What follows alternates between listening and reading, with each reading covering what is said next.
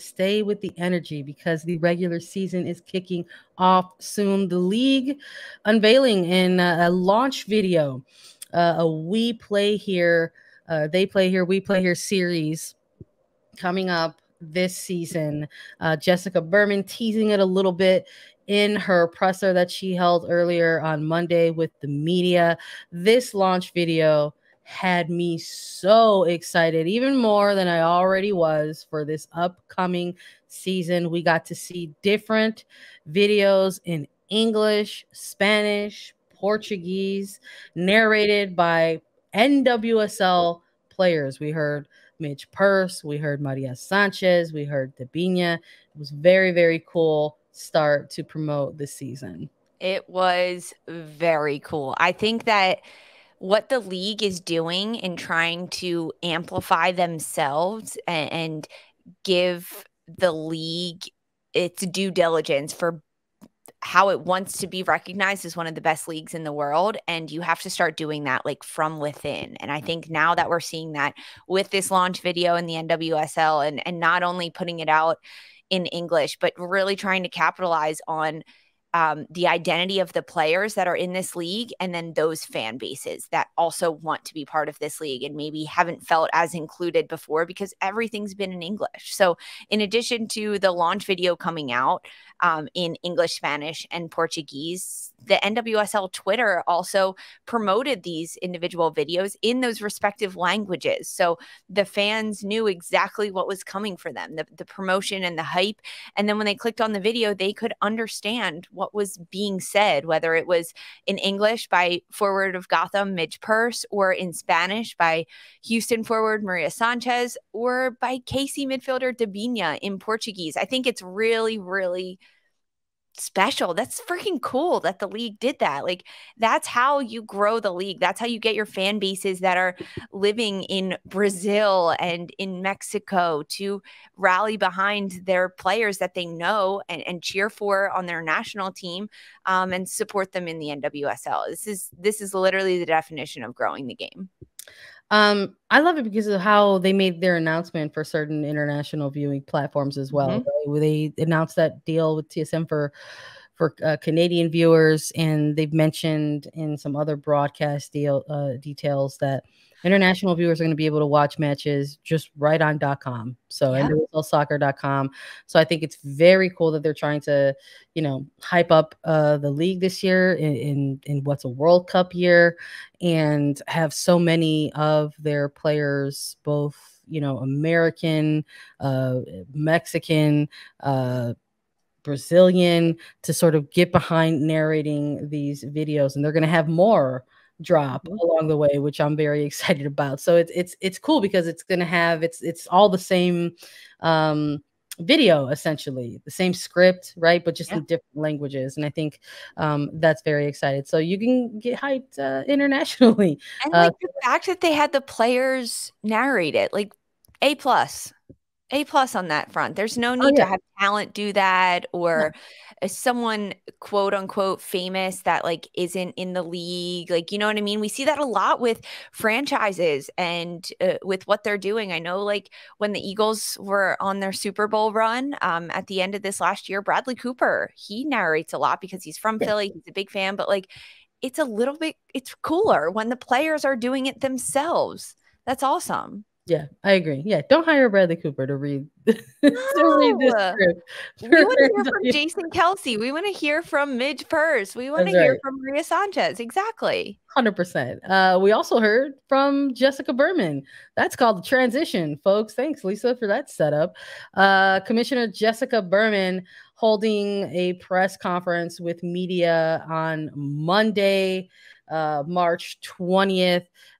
Talking, a little bit of a state of the league, just checking in before the regular season kicks off.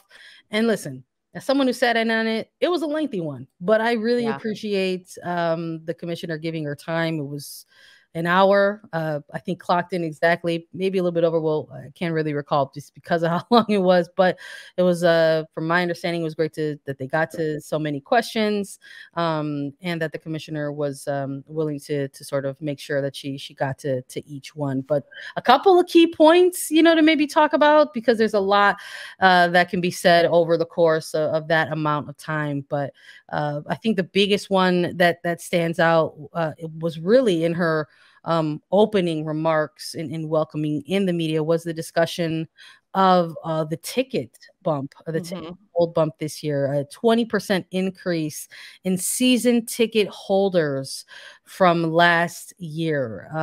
That's massive. She said, I've got it written up for you all on .com in case you're looking for some key takeaways, but she said that they're up in 20% in season ticket holders on a league-wide basis. And we've already surpassed the number of sales for opening weekend, and we still have 5 days to go. So hopefully, with all the excitement coming out of the press conference and everything this week, that they'll just continue over the next 5 to 6 days, and they are looking to break some records. So exciting time for people. Very, very exciting. Go to games. Go to games, buy tickets, support your clubs, all the things.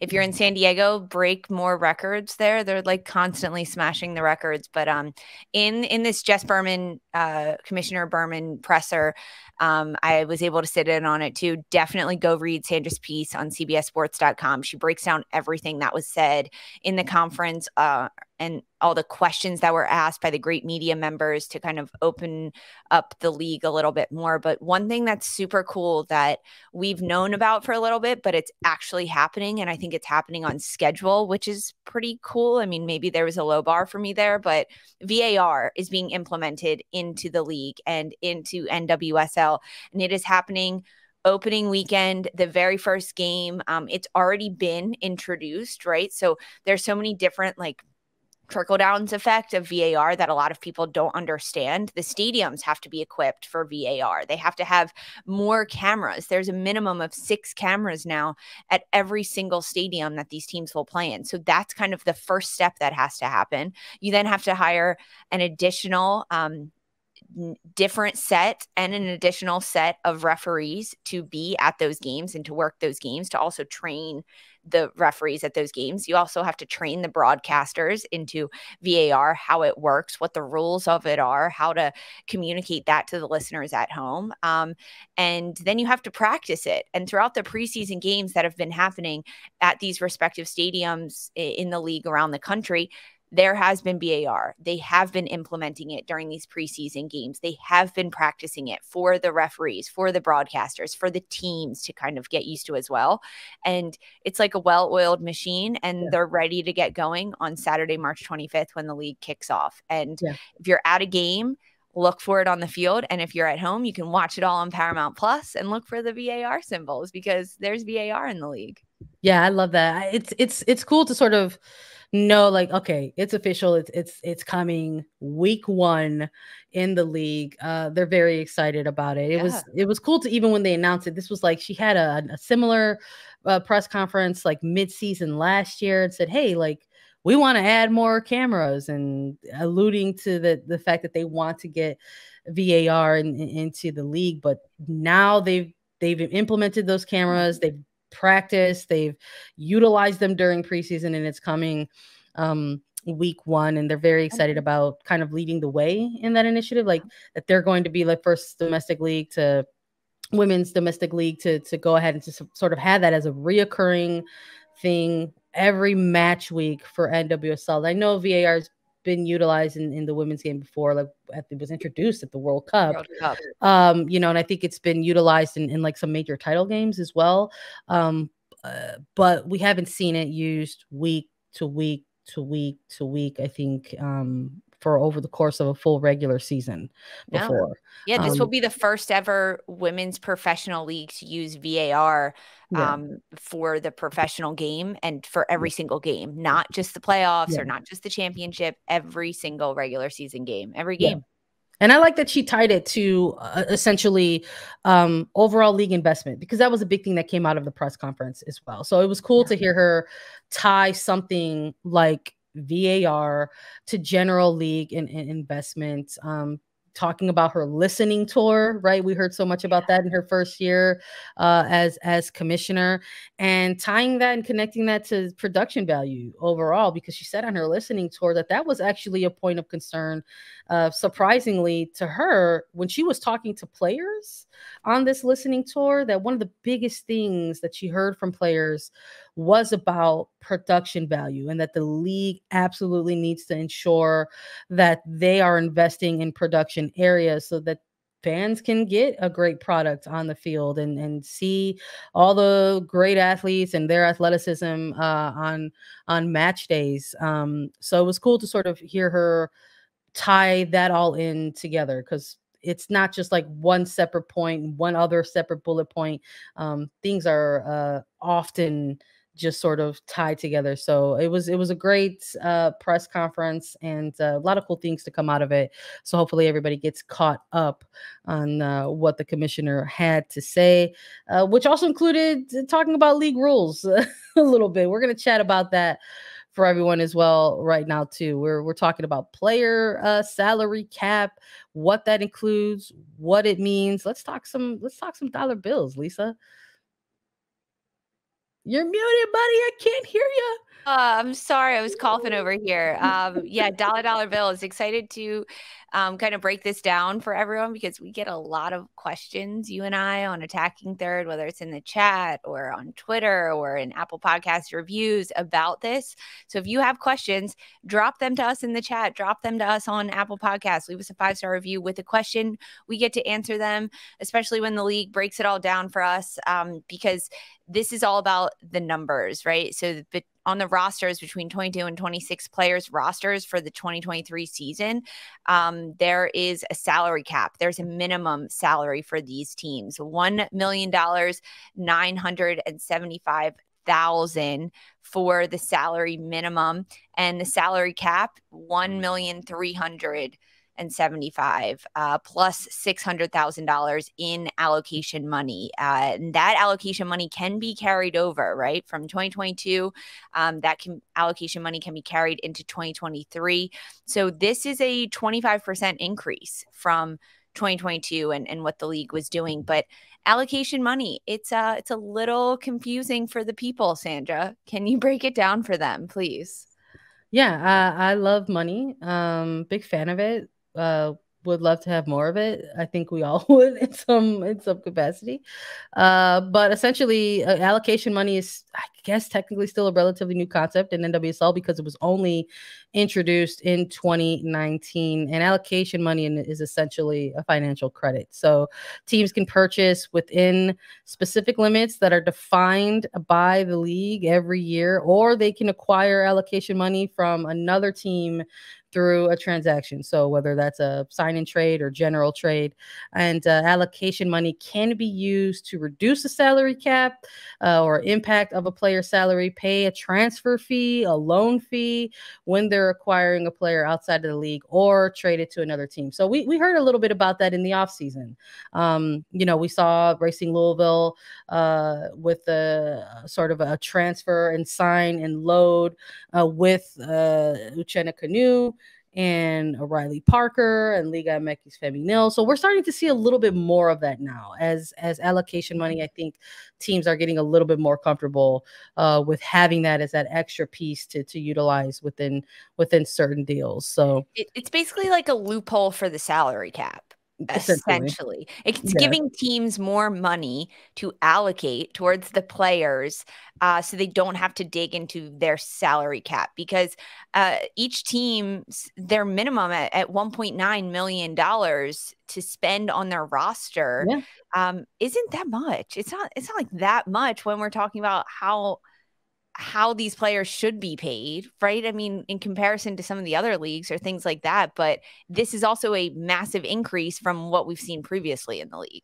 Oh yeah, it's grown since it was first introduced, for sure. But I mean, like, even with like Alyssa Thompson, right? We saw like that multi-team trade that took place. Angel City ultimately making a couple of moves that utilized allocation money, and all of a sudden $450,000 to get that #1 pick for Thompson. So it's an interesting component. Always interested to see how it kind of evolves year to year. And it just 2019 doesn't feel that long ago, and yet this has changed pretty rapidly since its introduction. The under 18 mechanism officially in place for the league as well. We got to see that kind of go into action as players have been signed, and that was something that didn't necessarily exist in years prior, but now it does. So in place in 2022. We've seen it utilized with Washington Spirit and now San Diego Wave FC.